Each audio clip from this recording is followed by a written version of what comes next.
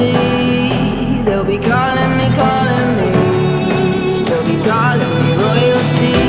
Best to give me loyalty, 'cause I'm taking the world, you'll see. They'll be calling me, calling me.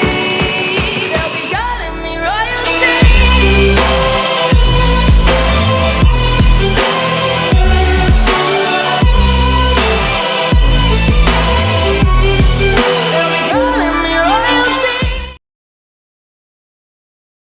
Ketiga pemimpin itu akhirnya mengangguk setuju di hadapan daya pikat pil Huang kuat yang tak bisa mereka tolak. Xiao Yan tentu saja menghela nafas lega di dalam hatinya ketika ia melihat bahwa ia telah mencapai tujuannya. Setelah membahas beberapa perhitungan sederhana dengan mereka bertiga tentang pembagian mereka di kota Feng, ia membiarkan mereka mengucapkan selamat tinggal dan pergi. Aula besar itu seketika menjadi kosong setelah kelompok besar orang yang mengancam yang dipimpin oleh ketiga pemimpin tadi pergi. Melihat bahwa semua telah disetujui, Xiao Li melambaikan tangannya dan mengisyaratkan anak buahnya untuk tenang. Adik ketiga, meskipun orang-orang ini telah setuju akan persyaratan kita tetap harus mengamati mereka dengan hati-hati. Sudah terlalu biasa orang-orang dari daerah pelosok hitam untuk mengingkari kata-kata mereka. Xiao Li perlahan berjalan ke sisi Xiao Yan. Tatapannya dengan samar melirik Medusa sebelum ia mengerutkan dahi dan berbicara dengan suara dalam. Sudah sewajarnya, jika bukan karena Medusa berada di sini hari ini, kemungkinan besar mereka tidak akan setuju dengan persyaratan kita begitu mudahnya. Xiao Yan tertawa dan berkata, Medusa. Xiao Li terkejut ketika ia mendengar nama ini. Ia seketika tampak seperti telah mengingat sesuatu. Wajahnya terkejut saat ia seketika berteriak secara refleks, ia adalah Ratu Medusa dari ras suku ular di Gurun Tager. Xiao Li dan Xiao Ding telah hidup di tepian gurun untuk waktu yang cukup lama kala itu. Jadi, ia sungguh familiar dengan Ratu Medusa yang sangat terkenal akan kecantikan dan keganasannya ini. Akan tetapi, ia tidak pernah menduga bahwa Ratu Medusa yang sangat ditakuti oleh seluruh kekaisaran Jiama ternyata merupakan sosok cantik dan memikat di sampingnya ini. Rahasiakan ini, Xiao Yan tersenyum dan melambaikan tangannya. Setelah itu, ia mengepalkan tangannya menuju Medusa yang dingin dan cuek di sampingnya dan berkata seraya tersenyum, kali ini terima kasih banyak. Kau ingin aku membantumu bertarung melawan Yun San? Mata cantik Medusa melirik Xiao Yan saat ia dengan dingin tertawa. Mengapa aku harus membantumu? Yun San saat ini juga merupakan seorang Dou Zong elit. Aku tidak perlu memprovokasi lawan sekuat itu. Xiao Yan dengan santai tersenyum saat ia berbicara lirih. Kita telah setuju tentang ketentuan kolaborasi kita kala itu. Kau tidak bisa menolak permintaanku pada saat-saat genting. Yang mulia, kau tidak akan melupakan kata-kata yang kau utarakan sebelumnya kan? Kau mencurangiku lagi. Alis Ratu Medusa tegak lurus ketika suara dingin yang mengandung amarah dan membuat tulang mati rasa terdengar. Xiao Yan menghela nafas dan menggelengkan kepalanya. Sesaat kemudian ia berbicara dengan suara yang samar, tenang. Ketika waktunya tiba, kau bisa duduk tenang di samping jika kau tidak ingin ikut campur. Aku tidak akan memaksamu. Medusa mengernyitkan alisnya sedikit saat ia mendengus. Jangan pikir kata-kata seperti itu akan berpengaruh padaku. Aku tentu saja akan menentukan setelah melihat situasinya ketika waktunya tiba. Aku, Medusa tidak akan begitu saja menjadi sebuah senjata di tangan seseorang. Setelah dengusan dingin itu, tubuhnya gemetar saat ia kembali menghilang dengan aneh dari aula tanpa menunggu jawaban Xiao Yan. Xiao Li mengernyitkan alisnya dengan hebat ketika ia menatap titik di mana Medusa menghilang. Sesaat kemudian ia tidak bisa menahan untuk berkata, saudara ketiga, sepertinya tidaklah bijak untuk bergantung padanya. Aku tidak pernah berharap padanya. Wanita ini mungkin luar biasa kuat, tetapi wataknya terlalu liar.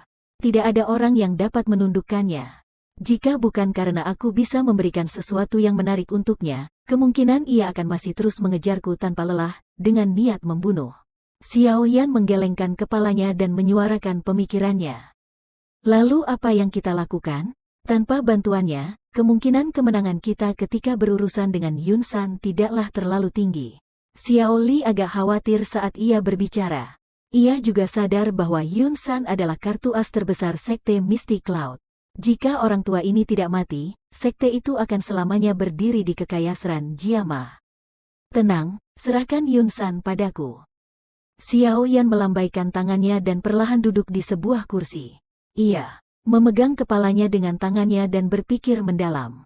Pada saat ini Xiao Yan akhirnya merasakan bahwa membalas dendam bukanlah hal yang sederhana. Jika ia benar-benar memiliki kekuatan yang tidak bisa ditandingi siapapun, menghancurkan sekte Mystic Cloud tentu saja akan sangat mudah.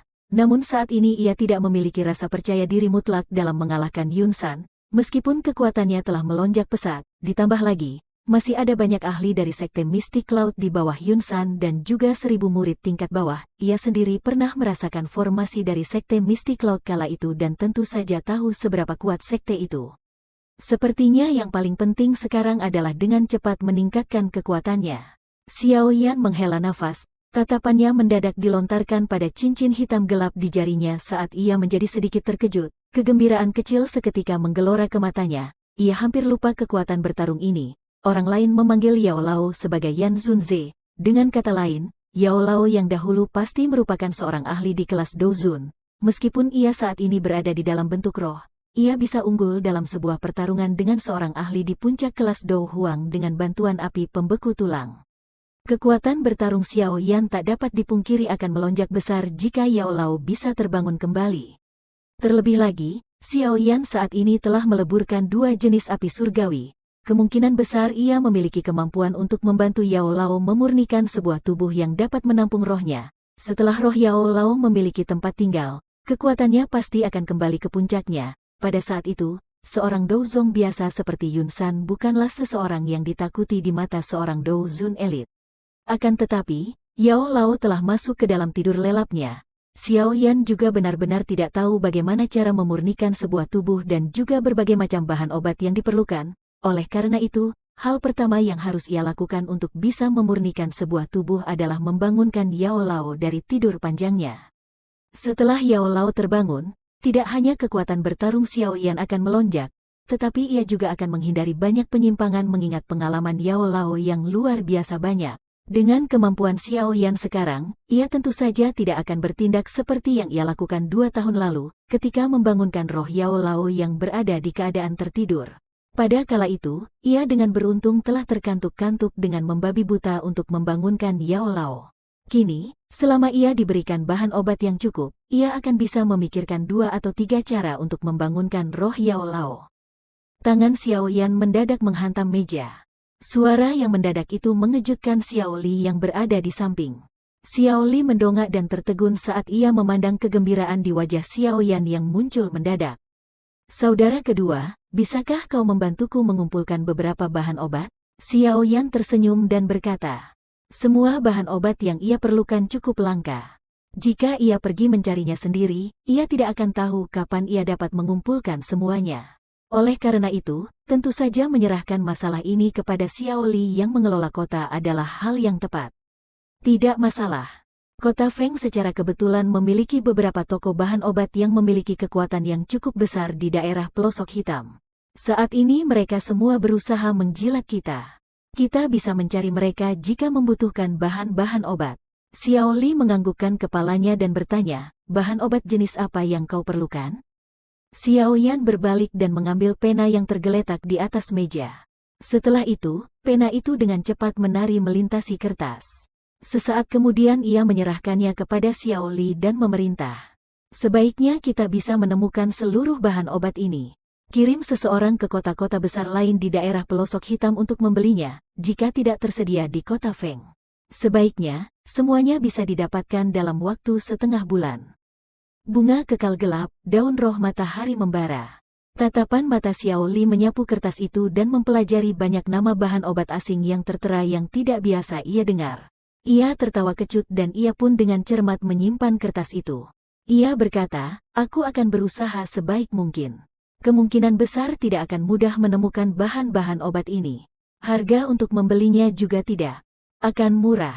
Syukurlah toko-toko besar di kota telah membayar emas sebagai upeti pada kita selama 1 bulan ini.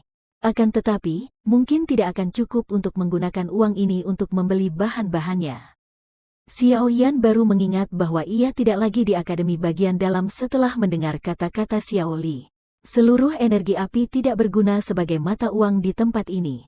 Dengan kata lain, mereka semua telah kembali dalam kesulitan keuangan.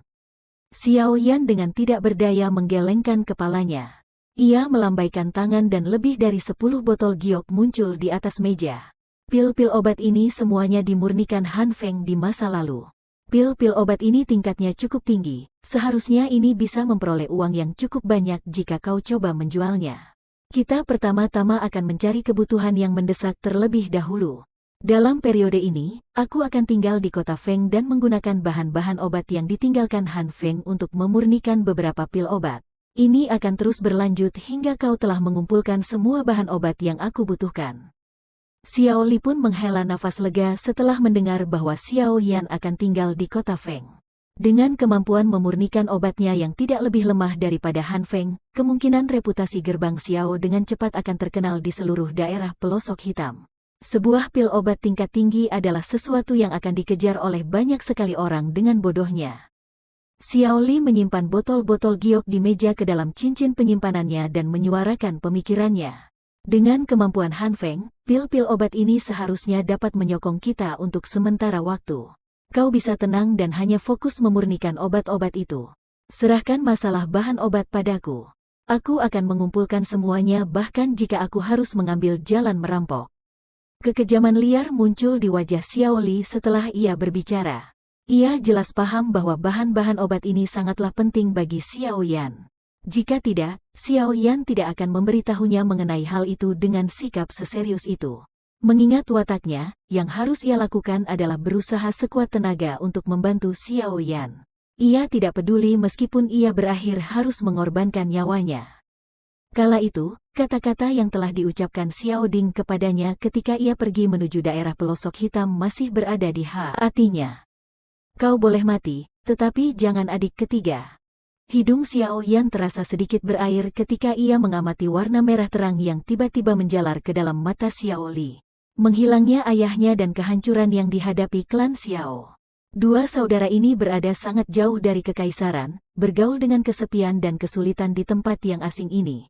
Yang hanya mereka inginkan adalah hanya untuk mendapatkan kekuatan yang cukup demi membalas dendam pada sekte Misty Cloud. Untuk tujuan ini, Xiao Yan tidak ragu dalam pelatihan selama 1 tahun di dalam akademi dan menderita 2 tahun rasa sakit di bawah tanah. Untuk cita-cita ini, Xiao Li tidak ragu untuk bepergian sangat jauh ke daerah pelosok hitam, dan menelan pil pelahap kehidupan untuk bisa menukar nyawanya demi kekuatan. Untuk cita-cita ini, Xiao Ding telah memimpin sisa anggota klan Xiao, membuat mereka bertahan di kekaisaran Jiama. Maksudnya adalah untuk menunggu kembalinya mereka. Ini karena seluruh anggota klan Xiao percaya bahwa seorang pemuda dari klan Xiao, yang telah menciptakan keajaiban, pasti akan dapat mengejutkan hati mereka dan menciptakan keajaiban seperti yang ia lakukan bertahun-tahun lalu.